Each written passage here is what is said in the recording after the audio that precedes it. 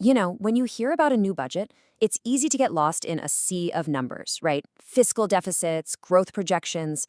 But what if a budget could be more than that? What if it's actually a blueprint for a nation's future? Well, that's exactly what we're diving into today. The huge vision behind India's latest budget and its ambitious plan to create what's called a Viksit Bharat, or a developed India. And this phrase, it's really at the heart of the whole thing. It's so much more than a slogan. You can think of it as a mission statement.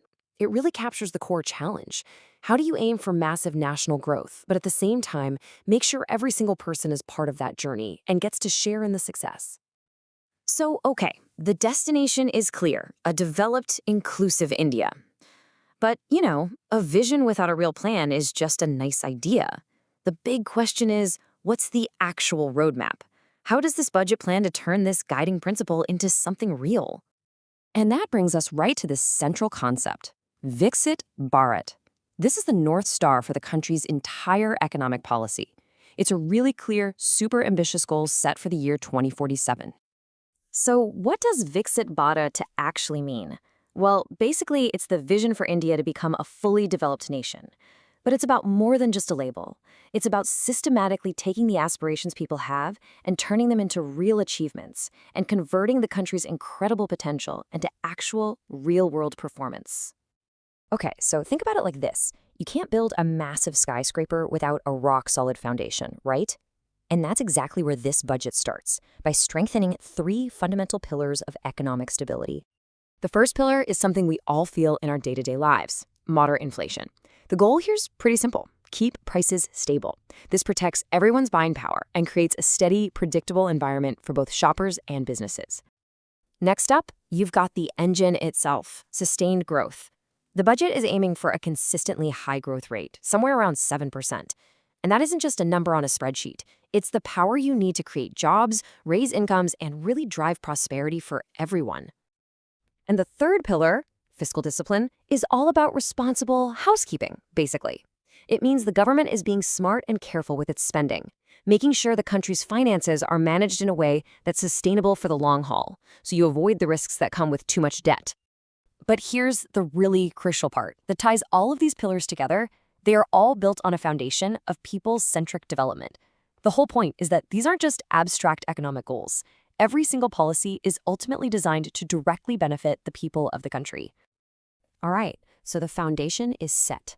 Now, how do you actually kick the growth engine into high gear? While the budget focuses on turbocharging the two most critical engines of India's modern economy. The strategy here is basically a powerful 1-2 punch. On one side, you've got this massive push to strengthen manufacturing with the Make in India initiative.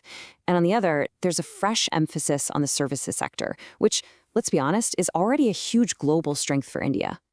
Now, if you look at the manufacturing side, the approach is incredibly diverse. We're seeing investment in super high-tech stuff with the second phase of the India Semiconductor Mission. Then there's cutting-edge science with the Biopharma SHAKTI program. You've got heavy industry with new chemical parks. And it even goes into consumer goods with initiatives for things like affordable sports equipment. It's really broad. And to help fuel this manufacturing boom, the budget is using some really targeted tax reforms. So for global partners, there are incentives like tax exemptions to encourage them to bring in machinery and equipment.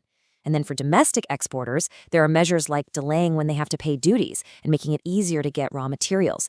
It's all about making India a more attractive and efficient place to build things. Now let's flip over to the services sector, because the ambition here is just as big.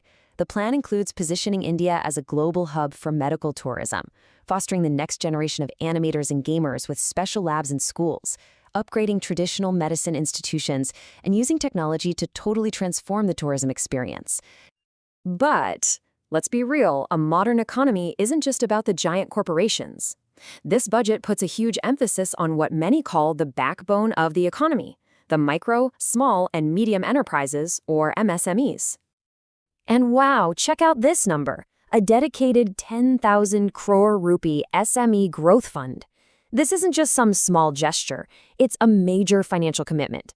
It's about providing the capital that these smaller businesses, which have often struggled to get funding, desperately need to grow and scale up. But it's not just about throwing money at the problem. The approach here is way smarter. It's a comprehensive three-pronged strategy. First, there's that equity support through the Growth Fund. Second, there's liquidity support by requiring the use of an online system called the TREDS platform to make sure small businesses get paid on time. And third, there's professional support through corporate mitras, basically expert partners, to help them deal with complex rules and regulations. Okay, finally, let's get to the biggest, most tangible part of the plan, building the physical foundation for a developed India. This means massive, long-term investments in the nation's infrastructure. I mean, just look at this chart. The increase in what's called public capital expenditure, or CAPEX, is staggering. We're going from 2 lakh crore rupees back in 2015 to a projected 12.2 lakh crore in 2027. This is a monumental shift toward building the assets of the future, the roads, the ports, the digital networks. So where is all this money actually going? Well, it's going into projects that could genuinely be game changers.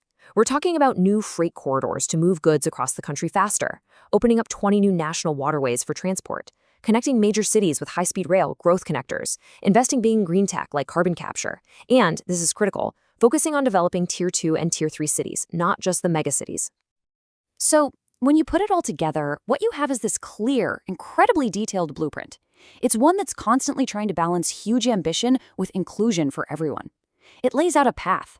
The question we're all left with, and the one we'll leave with you, is this: what will the real-world impact of all this be on India's ambitious journey to 2047?